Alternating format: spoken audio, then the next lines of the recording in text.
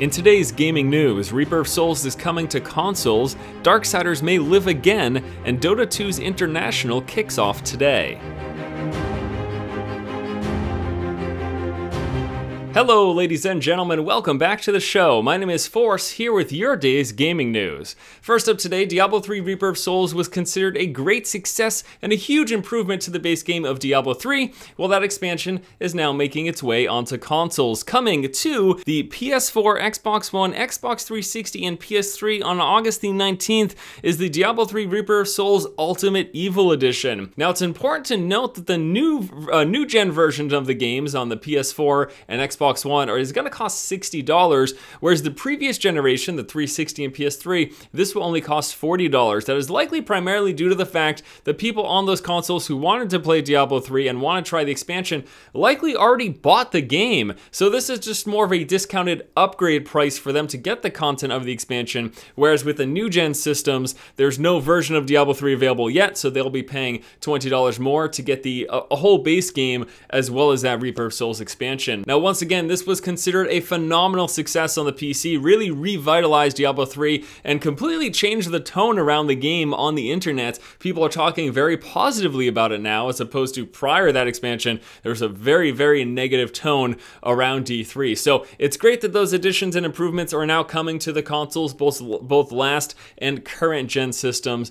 For those of you who haven't tried out the game, I think it's worth a shot. I myself have sunk a couple of hundred hours in between the original game as well as this expansion. It's a fun action RPG. You know, it didn't play infinitely like I did Diablo 2, but I still think it's all around a very solid product. And in other exciting news, it looks like Darksiders isn't necessarily dead. With the collapse of THQ, there was a lot of concern about what would happen to the series. It was picked up by Nordic Games, and it looks like we may see it live on once again in the future. Speaking with fans on Facebook, the series creative director said that Darksiders is not dead, and the new owner Nordic seems very committed to continuing the series.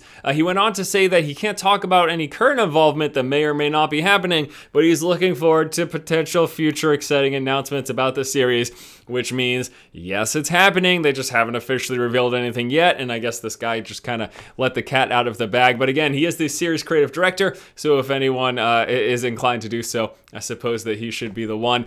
This is very, very exciting for me. I loved the original Darksiders, and while I actually never finished Darksiders 2, I think that's more because I was tied up with a lot of other things at the time. I do plan to eventually go back and revisit it. I love the world, the art and design behind it. They're just very heavy metal, everything's big with lumbering armor pieces, and the bosses are gargantuan. It's a fun series. It's a great series. I'm happy that it did not die with the fall of THQ. And last up in news today, I just wanted to give you guys a little of an announcement, and that is that Dota 2's International will be kicking off today. It's actually happening right now if you're watching this video the second that it goes live. So what we're actually seeing today are the American qualifiers, with first place qualifying for the International this year and second place getting into the play-in series for the International. It started today at 12 p.m. Eastern Time and will be lasting until 8 p.m. Eastern Time. Now by the time you watch this, it's likely already over or almost over.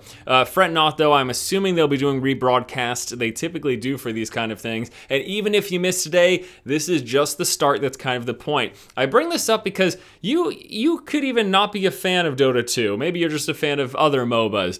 But man, the production value, you know, the commentary on these games, just everything behind it is really top notch. And I watched the last year's International, and even if you're not a fan of the genre, just give this a little bit of a look. It's pretty exciting gameplay. The pros, so fun to watch. It's, you know, it'll be simple enough if you're not a fan of the genre. There's two teams, they fight each other. It's just a good time. I'm looking forward to watching it. I'm not going to be following the pro teams or following particular players because I'm not that into Dota 2, but the competitiveness behind it and the quality behind it, I think warrants at least a little bit of a watch for myself and from you guys as well. And that is going to do it, guys, for today's episode of The Force Feed. As always, please let me know in the comment section below what you think about any of the topics discussed here today. Are you happy to hear that Darksiders is still going on? What do you think about Diablo 3 Reaper of Souls coming to consoles? Will you pick it up? And the International, are you going to be watching it? Let me know in the comment section below. Thank you guys so much for watching. Once again, this has been Force, and you